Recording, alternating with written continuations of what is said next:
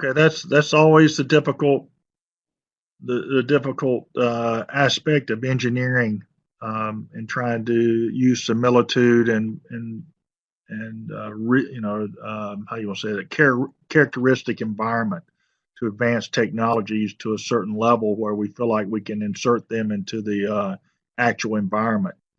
Um, there are ways that we can simulate low temperatures and low pressures in vacuum spheres. We do it all the time. We can even simulate the atmospheric conditions at which a probe enters the atmosphere of Mars and safely lands. The piece that we've always had trouble with is that zero gravity. We can use bungees and cables and stuff and have things look like they're flying.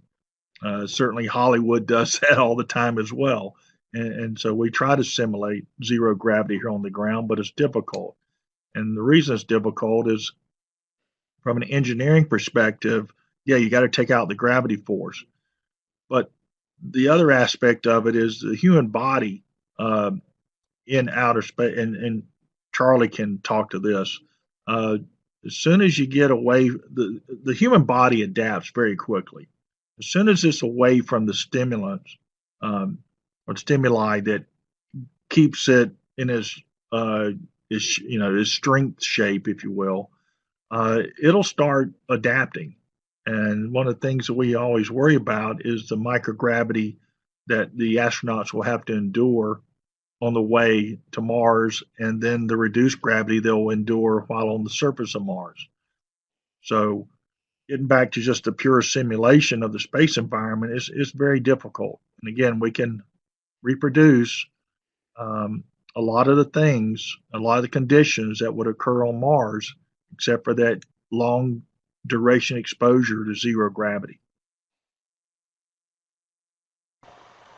All right, that's a good point. Thank you for your answer. And do we have a follow-up question?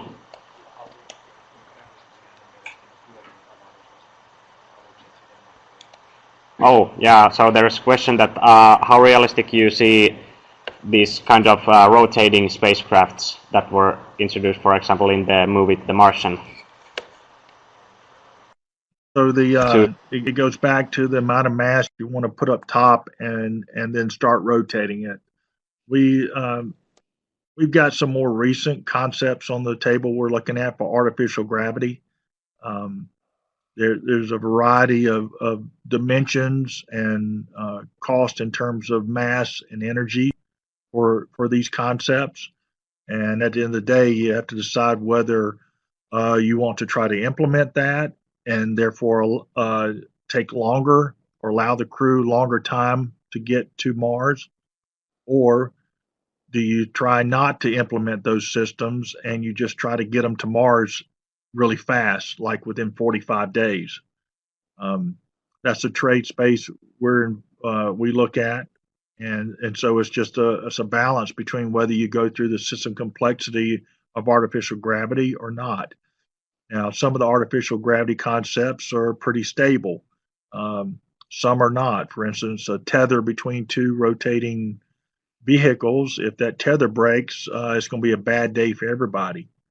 But if it's more of a truss structure, then and you've got it lightweight and you've made it out of advanced materials, and you can demonstrate that you can fly this thing from here to Mars while providing the artificial gravity necessary to keep the crew even healthier, then if it's within the budget, then maybe it stays on the table for consideration.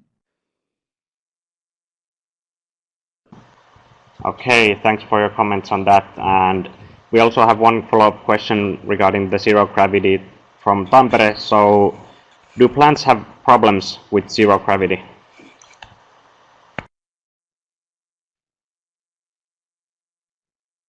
Say that one more time. So, do plants have problems with zero gravity? Oh, problems with zero gravity. Um, I guess yes and no. We certainly have been able to grow plants on the space station. and not have to put them in a centrifuge. But do they look like the plants growing on the farm? Absolutely not. Um, there are also plants that can grow and survive at high altitudes on Earth, which, if maybe re-engineered a little bit, would do well on Mars.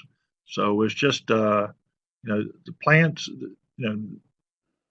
Anyone who's had a garden knows that certain plants thrive there better than others. Just depends on the soil and everything else, and it's more than just microgravity or the existence of microgravity. There's nutrients and sunlight and access to water. So, but yeah, there some species of plants are not going to do well in zero gravity, and some probably will.